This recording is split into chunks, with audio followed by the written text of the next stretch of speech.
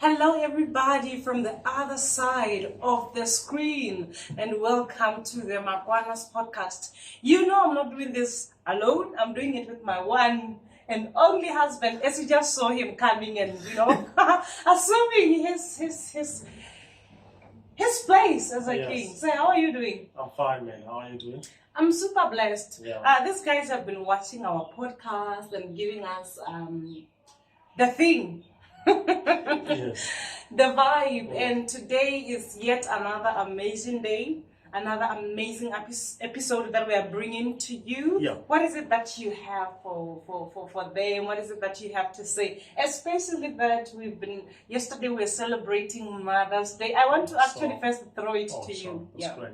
Yeah, I think when we reflect back, and it's a special moment. Mm-hmm. You know, it's a special moment, and I lost my father when I was really young, and I was, under the care of my mother now. Yeah. And I've seen her go leaps and bounds, working hard to make sure that we have something on the table, to make sure that we get something, we become something. Yeah. And for me, a reflection is a special one, and I appreciate God for the grace of life, and that we still have here.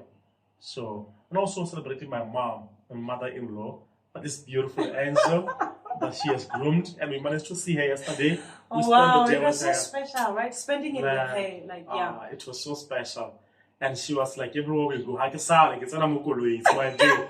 And so we really enjoyed it. Yeah, absolutely. It was so great. And let me say, happy Mother's Day to every amazing woman in the world. You know, mothers is not only the ones who carried children in their womb, but everybody who plays a mother figure in somebody's lives, including myself. So happy Mother's Day to me, to my mother, to my mother-in-law. You know, I have two moms now. Yay, I'm naughty. What's your reflection? So my year, it's actually a special moment, and most of the time during Mother's Day, I'm away from home. Yeah. And this time around, I had the opportunity. We traveled together. Yeah. And it was actually the very first time that after our wedding that we traveled back home. Yeah. Together. I always go there on my own, and this time around I went with my husband. Yeah. It was a blessing, Yeah. Things that we do not and we should never take for granted. Yeah. I remember, like I shared with you, there was a day when my mom, a moment when my mom was giving me things. She was giving me different kind of food, including elephant's meat, different things that we ate, and it's like the water lily. I enjoyed yesterday. It was great. So at one point, she was just like extending things to me. Yeah. And I looked at her hand. I don't know where that was coming from. Yeah. And then I could see, what do you call it? When as you age, the wrinkles in the hands. And when I held her hand, although I didn't say it, I was like, God, I thank you for the hands that raised me. Wow. I felt the honor. My mom, she played a big role in who I am today. We are raised by imperfect mothers. Yeah. And they are raising imperfect children and daughters and sons. It's something that we should never take for granted. We have so many mothers. We are groomed by mothers in church. We are groomed by mothers at work. True. Everywhere. The mothers are everywhere. So I just want to really extend my gratitude and just to thank God for your lives. And there are those of you that lost their mothers. Yeah. I want you to know that all is not lost. All is not and lost. The love of God is perfected through that which you feel like is not present. Absolutely. It's different to see her walk, to touch you and to love you. But when you look at yourself and you touch yourself every day, know that you are molded through love. You're molded through the lens of someone who believed, I can be able to raise this person. Yeah. And when you allow yourself to immerse yourself under that love and under that knowledge of faith that she had faith to get to where you are now. She carried you. All that you have experienced was the love that now you're going to extend to your kids. Yeah. It's no longer now a limiting barrier that I grew up without my mother, or myself or my journey, I grew up without my father. It's an element of where can I extend where they left? What can I do going forward? And you allow that love to lead you. Yes, we do feel hurt. We do sometimes go through emotions, but let them direct you in the perfect love you long for, to develop it and to nurture it and to keep growing through it. So I don't know if that's what you wanted to say. You know, I actually paused because I was wondering what's the next thing. I don't know. Yes. Yeah. You know, man, cameras and live, they capture moments. And for some moments, like, I don't know, I just felt that thing. Felt the heaviness. And also the gratitude to recognize that, you know, sometimes we take it for granted that we have mothers. And sometimes we even think that we understand how other people feel when they do not have parents. Today, I'm extending to you the love of a mother. Amen. I'm extending to you my prayers and the love of a mother. And may you continue to be embraced. And I pray that God gives you a woman or women in your life that will help you to carry you through. You know, like he just said, it is never lost. And God specializes in taking care of us and our needs. And I'm very confident that as he continues to do it for others, he will do it also for yourself, you know. Very true. All right. What a beautiful start. And I was not thinking it that way, but it's really beautiful to make reflections of our journey and just spending time with my mom-in-law, my father-in-law. It was such a beautiful moment that, you know, when you grow up as a young man, hey, I don't want to cry. When you grow up as a young man, all you see is your love, your loved one. I see you. I see this beautiful queen that I have in my life, you know, and you don't see where that comes from. Maybe you felt the same when you met my mom. Of course. You don't know where that comes from. And I believe that on our own, you know, left alone in the city, the cities of lights, it's easy to give up on love. But when you now go deeper to understand the person's journey, you know, to understand where someone comes from, to see their parents telling about your story, how at a young age, all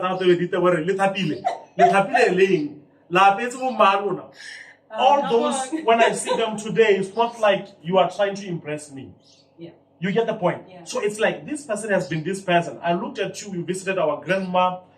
Beautiful moment. We met your relatives. And for me, I'm grateful to have done that in this moment of motherly love. Every family is raised by a mother, is protected by a father. And sometimes our mothers raise us and protect us. And to see, to see that love and to see the imperfections and the perfections that God has allowed you to grow from, it was such a blessing, understanding now, even giving me the confidence of the type of mom you will become. So wow, that's... You are, the type of mom you already are. So it's just a beautiful thing, you know. It has been a humbling experience for me. Absolutely. I don't know how you felt. I felt all sorts. I really felt all sorts. I think mostly it's because the last time we went to Kasani, you went there to pay lobola. In case you don't know what lobola is, is it bride price? Bride price, yes. Basically, he had to give my parents a head of cattle. And see them for the first time. And see them for the very first time. Usually, you have to go there prior, right? But we didn't do that because of some factors and, you know. Usually you go there and he has to first see where I come from, you know, so that he makes the right decision, whether he chooses, you know, whether he's choosing the right person from the right family. And I had to do the same to see, you know, whether I'm choosing someone who comes from the right family, the right foundation, basically. So those are actually huge factors when you are getting married. And for us, it was a bit different. You know, we had our family members like, he has to see how you are struggling and all these other issues. But we're like, no, I've decided to marry you, and we have decided to be together.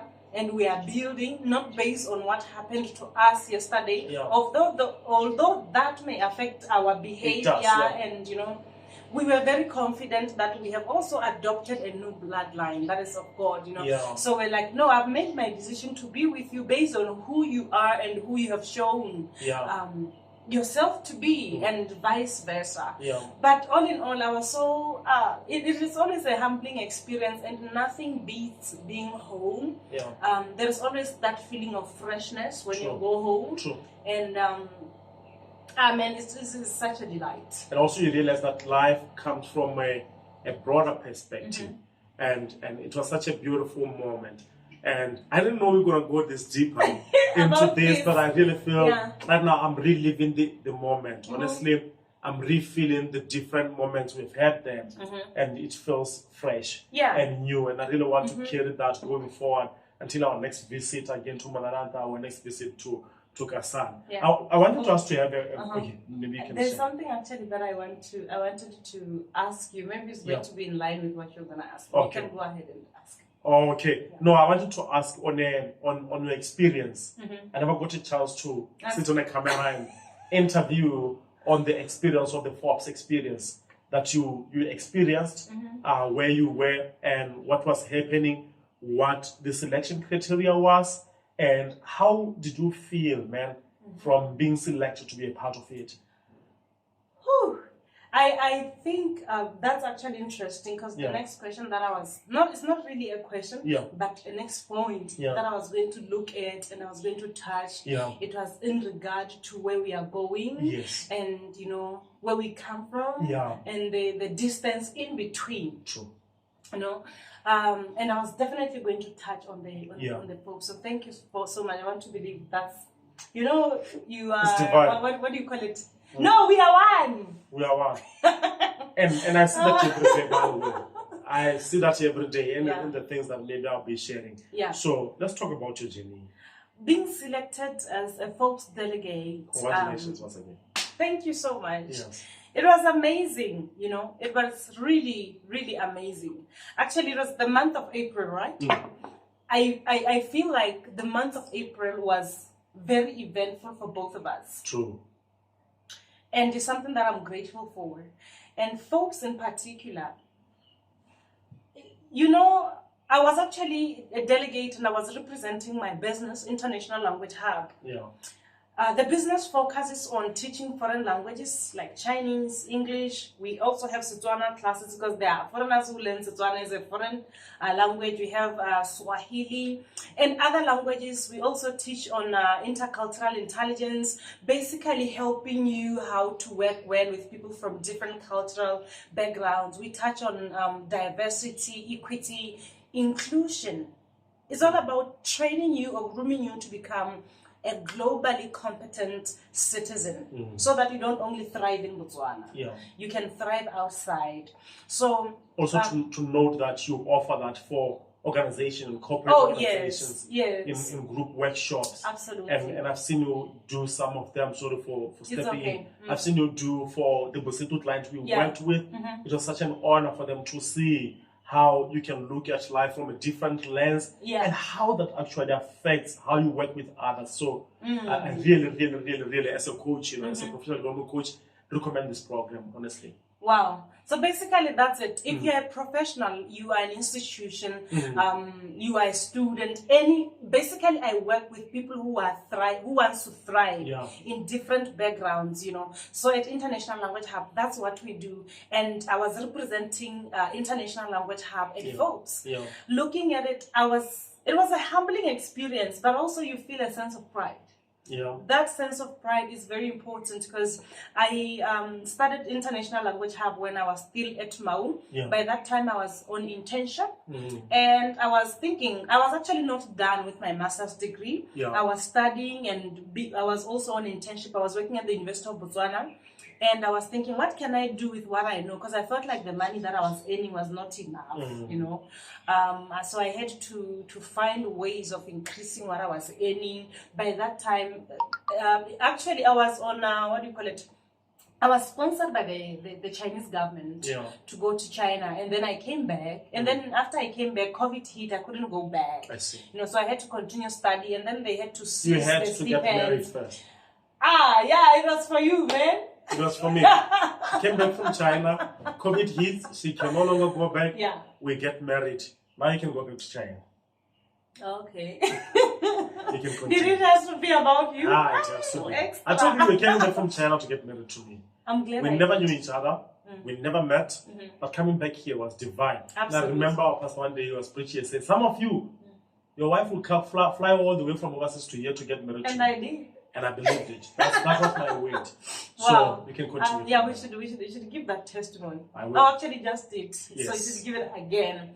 So it was I don't know. It was like I was waking up from a dream, because imagine I started this side hustle, and then I started teaching a student. And do you know whose student is that? Whose grandchild it was? Yes. It was for for Professor 𝐀𝐤𝐤𝐤𝐿. Yes. Professor 𝐀𝐀𝐤𝐤𝐿 was the coordinator, the Chinese coordinator by then. Yeah. So she had she has a granddaughter, a grandson, 𝐀𝐤𝐤𝐤. Yeah. So I was teaching 𝐀𝐤𝐤𝐤, and I was making extra something from 𝐀𝐤𝐤𝐤's tutorials, and then 𝐀𝐤𝐤𝐤's friends. Basically people started bringing their children, and that's how International Language Hub was. What happened? I wanted to know, because initially, yes, it was the grandson next door. What really took a shift to moving from one to many students that now you started having? I think it's a lot of things, because I stopped looking at my business as a side hustle. I see. Because I feel like the word side hustle is good, because we are emphasizing the effort that we are putting forward. The extra effort, the hustle to make it happen. Yeah. But recognizing that a side hustle is a business, is a game changer. Sure. And that a side hustle, but that idea actually that you're calling a side hustle is something that God has dropped in your mind. And there should be a shift from, hustle to business. When you recognize it, yes, when you start recognizing it as a divine idea and given to you because you are the right person for the idea, and now pursuing it and, becoming the CEO, becoming the founder, and moving from, I just want to do this part-time, to now saying, you know what, I'm doing this and this is happening. And I'm accepting it as a business. And when you accept it as a business, people accept it as a business. True. Now they bring their students to learn from a business, from a school, from an organization. It's different from like in a side hustle. Because also the credibility, the credibility of the work that we've done and now even Forbes recognize it as a business. Yeah. Now Forbes recognizing it as a business. Organizations here in Botswana recognizing it as a business. It's really mind-blowing. And where I wanted to go about this is sometimes we have these ideas, seemingly small ideas in the corners, the four corners of our rooms, and we don't know that this very same idea is going to put us before kings and queens. True. Saying this particularly because when we attended the Forbes, there were a lot of change makers, young people, young entrepreneurs from all spheres of life and having different kinds of businesses. I met billionaires there because of International Language Hub. A business that I just started with one student. Usually when you say this, they say, motivational speakers say we started with 1 grain of rice. I know. But the grain of rice is a real story. It's a seed. It's a seed. It's a mustard seed. And it moves mountain for you, So I just hope that when you are listening and there is something that you are doing, you are teaching a student, or you are having a certain skill. Or a salon. Restaurant. Whatever that you have, start taking it seriously. You don't know what kind of rooms is going to open for you. True. And this is it's also very easy to relax when you have employment. I get you. Or when you just have a source of income, mostly from a job. You relax and you give up on your ideas. But if you try your best to find a balance between being an employee and running a business, you might find out that eventually that hustle becomes a real tangible business that not only gives you money, but transforms the lives of people. It's all about transforming the lives of people. One of the things that I focus on doing at International Language Hub, I have different programs. For me, it's about transforming lives. You know, my business is transformational. People today work with 𝐀𝐻𝐿, and I help them how to do that. When I meet young people, young students, you know, come into my business, it's an opportunity for me to come to them and to mentor them, to help them become the adults that they want to become, basically to help them reach their goals. And sometimes that is difficult to just say, hey, I can mentor you. So businesses, ideas, they work as a catch. True. What was the most highlighting moment for you at the Forbes Summit? What would you say that was your take home for you? When we were home this past weekend, I was reflecting on Forbes, and I was also reflecting about where I come from, and recognizing that it can be done. Amen. And I saw a couple of, I think 2 or 3 people from my home village at Forbes. Wow. That told me I'm from the right place. That's great. And I'm living this life at the right time. I also saw women, entrepreneurs, who are making real change in their homes. And, you know, they were speaking to us. They're running successful businesses. So to me, that was to say, Nikita, you can do it. And the diversity of businesses. I also actually got the opportunity to meet Davido. Wow. I also met 𝐀𝐻𝐿 from Jerusalem, yes, from South Africa. That when I saw it, I said, God is going to give me influence. And I believed more in my music. Your faith was increased. My faith was lifted. Amen. My faith, basically, I can say this particular thing. For me, it was not like a particular thing, but being in a particular event at a particular time, that alone was like, it can be done. I've seen your intention with regards to going abroad, going to do trainings, going to attend conferences, and how you want to work with other organizations even outside of Botswana on intercultural competence, cultural sensitivity. Would you say that is the push that the environment was able to create and the network? Yeah, of course there was networking opportunity. And you know, when I went to Forbes, I was not going to Forbes to get only. I went to give as well, and I went to give what I know and what I have. And I'm a professional, and I know people need what I have as much as I need what they have. An exchange. It was basically an exchange for me.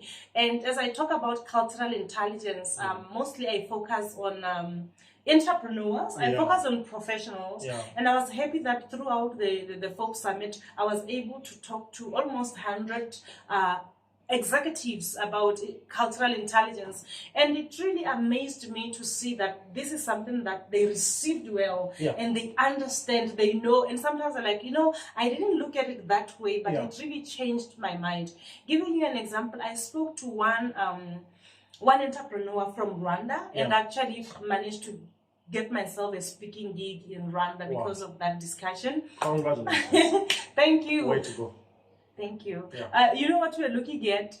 I found him having a discussion with one entrepreneur here in Botswana. She's on medicine, and he's basically on cyber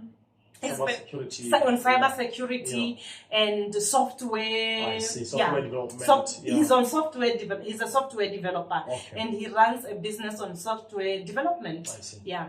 So they were having a discussion, and his business has made an impact. I could hear as they were having the discussion with my fellow Botswana lady. The number of people he has hired. And the number of people he has hired. But the way he was presenting it, my friend was like, why does it look like you have not done a lot? You have influenced quite a lot of people, but you're saying it like it's a small thing. You know, so when I joined the conversation, we were talking and introducing myself, and when they got to learn about cultural intelligence, and you know, I had to basically do a little bit of illustration of how cultural intelligence is always in play when you are doing the discussions. And you know, I was just sharing that it's not that he doesn't appreciate his work, or he doesn't see the impact of his work. He's saying it, but from a humble point of view, and that is very common in most African cultures, where you are humble, presenting yourself like, oh, my business is so small, you know, just a small business, we just started, so that you don't sound pompous and, you know, proud. So you are just trying to be humble. And I shared how, you know, that is important when you are dealing with people from Rwanda and from Africa. However, when you are meeting investors want you to pitch a business that they can believe in. Something that shows that you believe in it. Something that shows that you believe in it. And the confidence level has to be different. And the confidence level has to be different. Because now you are talking to someone from a different culture, from a different background. And it means that you have to adjust. True. You have to make some businesses. You have to say, we have made $1 million plus. Not like, oh, we've been making some profits. If you put it like that, If you put it like that, investors will be like, nope. Also, depending on where the investors are from. The cultural background, you know. So basically, that is that, and that is how I got that gig to now go and do the cultural intelligence training in Rwanda for a software development company. So basically, I work with companies from different cultural backgrounds. It's a diverse backgrounds. When you looked at as a cultural intelligence expert, or in the field that you are in, when you are looking at Forbes with cultural diversity alone, the experience was the big exchange of cultural. Of course. It was cultural clashes. Yeah. Would you say you were able to pick a highly cultural sensitive networking, or it was just the networking without the cultural awareness as a foundation in the conversations that we experienced? Well, I think that Forbes alone is a very big opportunity. Yeah. Because of how diverse it is. That's one of the great. You meet entrepreneurs from different backgrounds. It's an amazing opportunity, but like I just said, an amazing opportunity can also be overwhelming if you don't know how to approach, how to network. So I feel like networking alone is something that we need to learn. You think people don't understand networking? Yeah, I think that people don't understand networking. And I'm actually talking from experience, because a couple of years ago, I traveled abroad, like I shared with you when I was in China, and I will be with entrepreneurs. I'll have different opportunities. Basically, being surrounded by opportunities, massive, center, everywhere, but not being able to take advantage of them. Maybe because of the way you present yourself, or feeling like you don't have anything to offer, or not presenting yourself in such a way that somebody can buy your story. So I feel like networking needs to be learned. And there is no one-way-fit-all model when it comes to networking. So I feel like entrepreneurs should learn how to network. Thank you. And when you are exchanging a business card is not enough. And some people what does people remember when they see the business card after they go back to their account? Absolutely. Man, I felt the same. Absolutely. I felt the same even when I attended the Forbes a year before. I feel like people, when they network, especially when people are told billionaires are coming, they move from sharing the value so that the billionaire can see where they can interlike and work together and even expand their businesses here. And then they take the inspiration seat. Oh, we are inspired. Oh, wow, I've been here. A photo is enough, no conversation. We take a photo with no conversations. Not even getting to know what drives them. Not even to get to know if they're interested in investing in farming, a farm you own. Maybe they can come and set a plant here. That's a very good point. So the network is not there. It's the picture taking. It's the photo taking.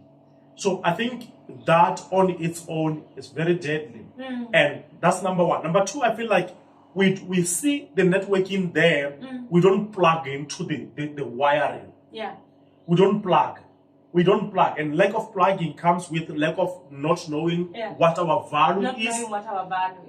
You can go to a networking session and not talk about your business, but join the conversation that leads people to want to look for your business. Absolutely. So I feel like these two, this is what really disassociate people from opportunities. And I really wanted to get from experience, and thank you so much for raising that. I wanted to talk to you about it. We had a conversation about, okay, today, if you want to meet people, this is how to do, break the chunk like this. But I was not thinking in this way now, the way I'm thinking about it. Wow. And by the way, when we're having these discussions, I'm sharing my experiences from Forbes. Yeah. I'm also sharing my experiences just being an entrepreneur, True. sharing my experiences being a teacher, an instructor, dealing with people every single day. Yeah. And when we're talking about networking, it really depends on where you are. And like you said, giving somebody a card is not enough, because they might not even remember who gave them the card. That's the thing. And for me, I think before I give someone the card, you try to find out like where they are from. True. Maybe it's because I'm doing CQ and languages and these. You are aware. One of the things that I'm grateful for about my career, it works everywhere. True. As a musician, I have to find, how do I speak to Davido? True. He's from Nigeria. Yeah. How do I speak to 𝐀𝐻𝐿𝐤𝐤𝐿𝐤? Yeah. She's from South South Africa. Yeah. How do I speak to someone who's from the US? I'm very conscious about this. How do I now talk to Tasha Cobbs to get a feature in her music? The diversity, understanding people's backgrounds. Instead of saying, "Oh, I've released a song, it's there on YouTube." Most of the time, people are interested in you. If you show that you're interested in them. Absolutely. And you are the brand. True. And if they can remember you, they will remember your business. They'll remember your work. And they'll remember your book. Absolutely. Your song. Absolutely. Amazing So stuff. I feel like when we are networking, we should be mindful of other people's cultures and basically understand that networking, when you're going to network, it's not only about drawing inspiration, like you said. It's about what is it that I have? What is bringing the inspiration? Yes. What is in my hands? What can I bring to the table? Because people are not there to inspire only; they're also there to draw some inspiration. Yep. And you might be you'll be shocked how significant what you are offering is to someone at a particular time. I'm a very young person in the corporate, and I happen to work with lecturers and people from different cultures. And one of the things that my colleagues share a lot about me is how I'm very good with conflict management. Yeah. And I always say it's not about being good. You wake up, you're good with conflict management. It basically comes from using what I know. It doesn't matter how small it is. Using what I know to make a difference. I know something about someone. I try to find out why are you angry? How can I approach it in a way that we both, it works for both of us. So you are never too young to make a difference. Your business is never too small to make an impact. And what you know is never too little to change somebody's business, somebody's mind, basically to make a difference. All right. What is your maybe biggest inspiration going forward from the Forbes Summit and the level in which I see the interest in you changing your business name as well? What is maybe your biggest takeaway from it, besides the inspiration, besides the networking, and besides some of the gigs you managed to get from there? Yeah. I would say positioning yourself for a global stage. Yeah. In Botswana, we have how many? More than 2 million people. Yeah. That our population is not big compared to when we are comparing it to other countries. True. I remember when I was living in Beijing. The China's population is big, right? Yeah. When I was living in Beijing, I was living in a district. It's called Haidian, and in those districts, it has some. I think in Chaoyang, there were a lot of people who were more than the population of Botswana. Yeah. So for me, it is about how can I use our small population to my advantage. If Botswana has 2 million people only, people say that's a small population. But to me, it means I can make every Botswana know me. If there are 2 million people, it means that I can reach to the 2 million people. True. And the 2 million people are, they are Botswanas in different places. They can take me outside. True. And how do I make sure that not only 2 million people know me, to expand myself as a business, as a brand? So for me, it's about positioning yourself for a global stage. Yeah. This for me has shown me that my business should not only be relevant in Botswana. Yeah. How can I make my business relevant outside? How do I now? Because it's easy the comfort is there. When you feel like you're making it, maybe you're making the comparison between you and the people from your village. Yeah. And you feel like you're making it. But sometimes looking outside the circle, looking outside your country, It's a game changer. It broadens your relevance. Your relevance. Yeah. And also to look at, okay, I'm offering this here in Botswana. Yeah. I want to expand it to Zambia. True. I want to expand this to Ghana. Yeah. I want to expand this to the US. Yeah. How now do I tailor it for US market? Yeah. How do I now tailor it for the China market? Yeah. And also after networking with so many people, how can I now take advantage of this network to take my business outside? So that is, for me, that is internationalizing the business. Awesome. Yeah. I don't want to close without you. Maybe there's anything left outside. Oh wow! Is there anything that maybe there is something that I wanted to share. Yeah. It's I don't know. I would say that it's a thought that came to me when I was home. Yeah. And this thought was humbling, and so basically what I was thinking is, you know, when you are in the city and you are running a business, or when you're in the city and you are studying, it's easy to feel like you're not making a progress, because what we tend to do is to look at what everybody else in the city is doing. And sometimes we feel like, oh, I'm lagging behind. Yep. Oh, I'm not making progress. Yep. Oh, I should be doing 1, 2, 3 instead of this. Yep. I want to advise someone today, if possible, remember where you come from. Yeah. Take a look at your background. It will help you to understand the distance in between. From where you come from and where you are. Your own distance. Your own distance. Without comparing it to what Coach Makwana is doing, what the instructor Nikita Makwana is doing. When we are competing here, for instance, if I'm going to compete with you, I'm going to feel like, oh, you're making it, you're big. True. You know, I don't look at the distance. How big you are compared to your own journey. Compared to your own journey. Exactly, like you always say, don't compete, dominate, and take time to reflect and be grateful for where you come from. Be grateful for where you are right now. If you look at where you started and where you are, you learn to appreciate yourself more. Yeah. And I've recognized that we thrive when we are appreciated, not by other people, but by ourselves.